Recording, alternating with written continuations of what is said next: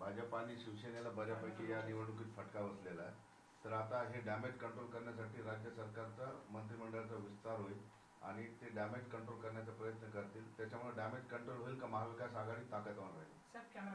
हे महाविकास आघाडीची ताकद तर आता वाढली महाराष्ट्रामध्ये. माननीय फडणवीसमुळे महाविकास आघाडीची आपण पाहिलं असेल ना. तर आता म्हणून त्या ठिकाणी ते काय करतील, आता परत मंत्रिमंडळाचं विस्तार किंवा कमी जास्त काय करायचं करतील ते. आणि त्याच्यामध्ये जे त्यांना जे काही हे करणारे आहेत ना, म्हणजे असं वाटतं की यांच्यामुळे आपलं परत मतं जातील कमी. कारण शिंदेमुळे काही त्यांचा फायदा झाला नाही आणि राष्ट्रवादीमुळे सुद्धा त्यांचा काही फायदा झाला नाही. म्हणून ते आता ते ह्या दोघांना कसं सोडतील असं काहीतरी करतील आणि स्वतः त्यांचे जे भाजपचे जे काही कार्यकर्ते त्यांना बळ देण्याचं काम ते करतील. पण तुम्हाला वाटेल शिवसेना आणि भाजपचा फायदा होईल मंत्रिमंडळ विस्तार झाल्यानंतर? म्हणजे शिवसेना म्हणजे त्यांची शिंदे गट का शिंदे गट मंत्रिमंडळाचा विस्तार फायदा नाही. आता तिथे ज्यांना पाहिजे होतं, इच्छुक जे होते ते 3-4 महिन्यासाठी मंत्री होऊन गेले. त्याचा फायदा होईल त्यांना विधानसभेत? नाही, फायदा कशाचा? महाविकास आघाडी आहे ती ताकद. आता महाविकास आघाडीची ताकद आता वाढणार. मंत्रिमंडळ झालं तर महाविकास आघाडीची ताकद वाढणार, बाकी काही नाही. आणि ते उद्धव साहेबांच्या नेतृत्वाखाली नेतृत्वाखाली हे सगळं वाढले. ओके.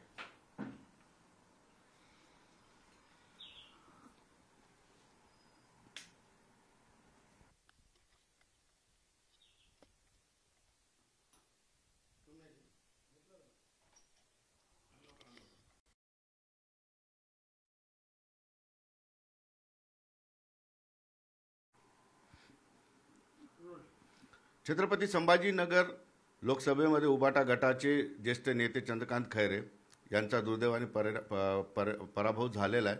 मात्र त्याआधी त्यांचा प्रचार बघता त्यांच्या बाजूनी कल आलेले आणि कुठल्याही बाजूनी प्रसिद्धीत नसलेले संदीपान भुमरे अचानक या ठिकाणी विजयी झालेले आहेत. आणि त्याच बोलण्यासाठी माझ्यासोबत चंद्रकांत खैरे आहेत. दादा, काय म्हणाल? एकंदरीतच आता तुम्ही जनतेचा कौल मान्य केलेला आहे. जनतेचा कौल जरी मान्य केला असला तरी पण ते जनतेनेच मला सांगितलं होतं की तुम्ही निवडून येणार, तुम्ही निवडून येणार. असे लोक दाखवायचे, असे बटन दाखवाय. कोणी रस्त्याने चालणारा माणूस, रिक्षामध्ये बसणारा माणूस, बसमध्ये बसणारा माणूस, कोणी पण असं खरं साहेब तुम्हीच येणार, तुम्हीच येणार, तुम्हीच येणार. म्हणजे इतक्या लोकांचं स्वतःहून त्या ठिकाणी मत होतं. मग हे झालं कसं असं? आणि मी पहिल्या क्रमांकावर आलेलोच नाही आहे. दुसऱ्या तिसऱ्या मी आजपर्यंत दुसऱ्या आणि तिसऱ्या क्रमांकावर क्वचित आलो असाल, पण इथे मात्र काय मी पहिल्या क्रमांकावर आलो. तर मला डाऊट येतो की काहीतरी गडबड आहे. कारण मुख्यमंत्री इथं 4 दिवस थांबले होते, मुक्काम केला त्यांनी आणि काहीतरी गेम खेळला असेल त्यांनी. पण या ठिकाणी मी सांगतो की ठीक आहे, आता ज्यांनी मतदान केलं असेल दिसतं ते 4-5 लाख काहीतरी. कोणाला मतदान केलं तुम्ही? ते दारूच्या दुकानं लावून त्या ठिकाणी धंदा करू लागले, ते आपल्या मुलाबाळांना त्या ठिकाणी लाईननी दारूच्या व्यसनामध्ये देणं, अशा लोकांना मतदान केलं. काही लोकांनी मोदी केलं, तर मोदी चांगले एकदम वेशी आणि त्यांचा हा उमेदवार त्यांचा दारोडा, अशा लोकांना तुम्ही मतदान केलं. हा राग आणि हे दुःख मला आहे. कारण मी एकनिष्ठ असतानासुद्धा इतकं एकनिष्ठ आहे मी. उद्धव साहेबांच्या पाठीमागे जबरदस्तपणे मी त्यांच्याबरोबर साथ दिली त्यांना. आणि यांनी त्या ठिकाणी उद्धव साहेबांना धोका दिला, ह्या गद्दारांनी धोका दिला. आणि लोकांना कळलं की गद्दारी झालेली आहे, उद्धव साहेबांची जी सहानुभूती निर्माण झाली, सगळं झालं. तरी पण लोकांनी कसं पैसा चालला. 80 कोटी रुपये वाटले याने, 80 कोटी रुपये, 80 कोटी रुपये वाटले. आणि सगळीकडे असे याला पैसे दे, त्याला पैसे दे, त्याला पैसे दे, त्याला पैसे दे.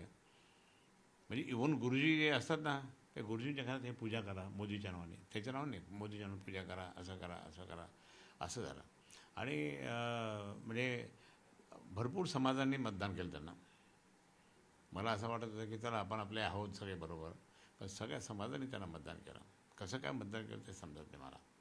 म्हणजे मला आणि मुस्लिम समाजाने काही केलं असेल त्यांना, पण मुस्लिम समाजाने एकनिष्ठपणे त्या ठिकाणी इम्तियाज जलीलला मतदान केलं. काही आमच्याबरोबर आले होते, पण सगळे ते काय त्यांची धमदाटी झाली, हे केले, त्यांनी सगळं एकत्र केलं. पण हे सगळं असलं तरी आमचे मतं आम्हाला मिळालेले आहे.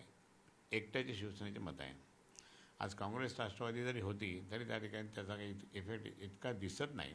परंतु प्रत्यक्षात आता जरी असलं तर आम्ही तिघांची मिळून म्हटलं तरी आपल्या महाविकास आघाडीचे हे मतं दिसतात. पण आज मात्र या ठिकाणी दुःख असं झालं मला की म्हणजे लोक कसे मतदान करतात अशा लोकांना की जे काहीच मी आजपर्यंत कधी भ्रष्टाचार केला नाही, काही केला नाही.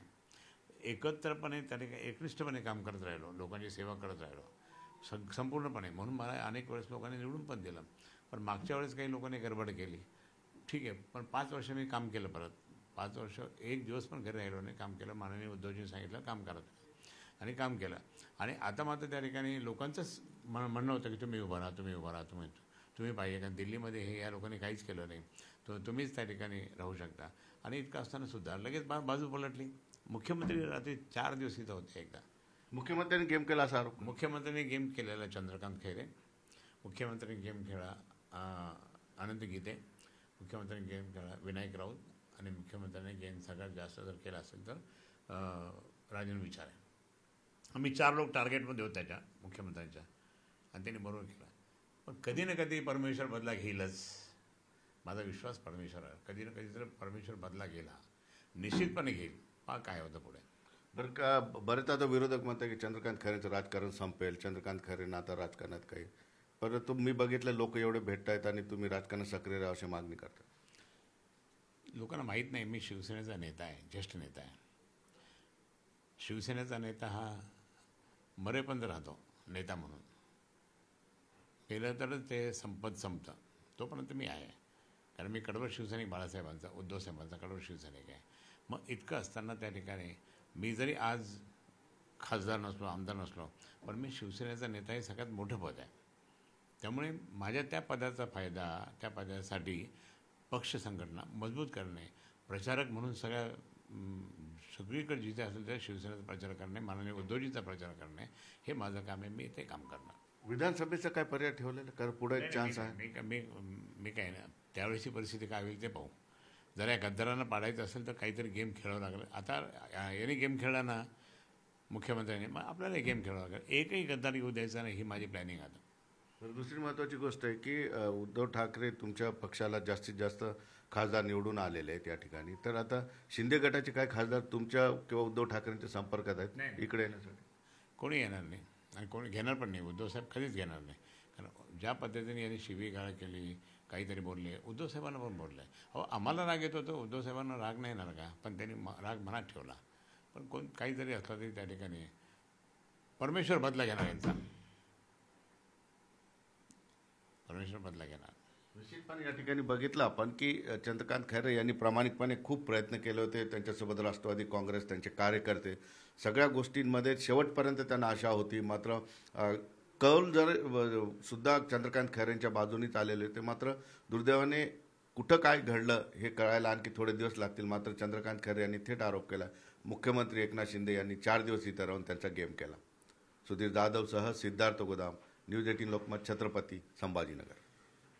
कंट्रोल करण्यासाठी राज्य सरकारचा मंत्रिमंडळाचा विस्तार होईल आणि ते डॅमेज कंट्रोल करण्याचा प्रयत्न करतील. त्याच्यामुळे डॅमेज कंट्रोल होईल का महाविकास आघाडी ताकदवान राहील?